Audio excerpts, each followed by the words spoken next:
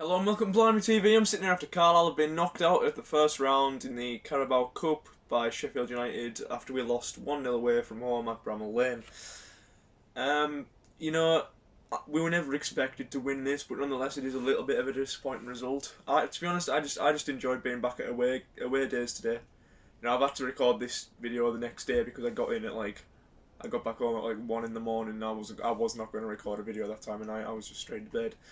But it was an interesting game, to put it lightly. Ryan Brewster, ex-Liverpool player and I believe a Champions League winner, got the only goal after a rebound from the keeper. They had the majority of the possession in the game and they had double our chances and double our shots on target for 2-4, I believe. Look, Sheffield didn't play brilliantly, and I think Carlisle were the better team in the second half. The first half, they dominated us. We didn't play well. And the lineup we put out today was strange. We had one centre-back, one recognised centre-back on the pitch, which, when you're playing such a good team with such good attackers, you've got Ryan Brewster, for, I believe, he signed from Liverpool for close to £30 million. You've got Billy Sharp, the EFL's top ever goal scorer, as much as he's getting on now, and then they had Ollie McBurney coming on in the second half. So you're playing very good attackers, especially for our standard anyway, in League Two. My voice hurts a little bit from shouting, so if I'm a bit quieter today, then I apologise. But it was a brilliant night yesterday. I enjoyed it a lot. Sheffield United. I've never been to Bramall Lane before, and it was a brilliant experience to go there and watch Carlisle play. My man of the match, probably Joe Riley, and he's, I've said it before and I'll say it again, he's putting up a massive case to, almost keep Zach Clough out of the team, because I've said it before, there's 4 brilliant first choice midfielders for Chris Beach there, and that's Joe Riley, Zach Clough, John Mellish, Callum Guy, and it's very, very difficult to predict I don't think you can play all four of them, because as much as people have said Zach Clough can play on the wings, I think his preferred position and where he's most effective at is at attacking midfield. And it's just a matter of, who do you drop? Joe Riley's been brilliant in his first 2 matches of the season. I don't think it would be fair to drop him. John Mellish, last season's top goal scorer, he's always got something about him. And obviously Callum Guy, the captain, top assister in the league last season. We've got probably the best midfield in the league with them 3.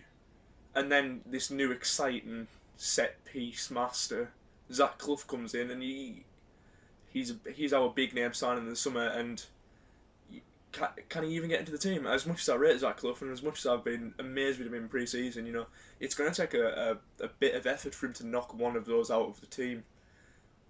So yeah, it's a welcome headache for Chris Beach, I believe, that whole situation. But tonight we had a few of the kids playing, a few of the youth players. We had Taylor Charters, Josh Dixon, Lewis Bell up front.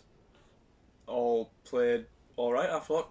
For some reason Taylor Charters was playing left back for a bit of the first half, which I didn't understand considering he's a midfielder. But once they put him back into his midfield role, he played well. Josh Dixon, I thought, had a good game, and Lewis Bell is really one to look out for. Do you remember under Stephen Presley where Jared Branthwaite broke into the first team? Sorry, voice and all that. But when he just, for some reason, he was on the team sheet one week, and it was raised eyebrows. We thought maybe there's been an injury or something, but no, he came in and because he's been brilliant in training, because he was, there's a reason Everton signed him, and there's a reason I've backed him to be England's first choice centre back in the next few years. Well, after maybe 5 years away from now, because I've seen him play and he's definitely got the potential. And forever, I'm going to be able to say I was there for his first ever professional goal against Morecambe in the EFL Trophy. It was a brilliant goal when we lost 3-1. I remember that game well. But look, today we were never expected to win. They're 2 leagues above us. They've just been relegated from the Premier League, and they've still got a number of Premier League players. And it was a strong side from them. They had a few of their youth players in there, but they did play players like Brewster, Billy Sharp, Ollie McBurney. They're all very, very good Premier League players. you could argue when Oliver Norwood came on, he's a good player as well.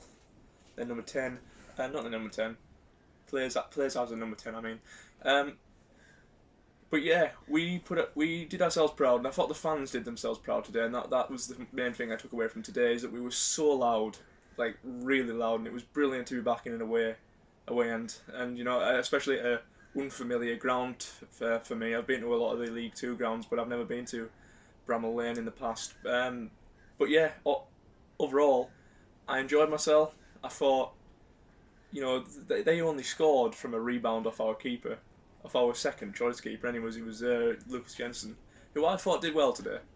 I thought he couldn't. I don't think he was really at fault for the first goal, because he needed to push it out. There was no way he could have held on to that. That would take a top class keeper to keep hold of that ball.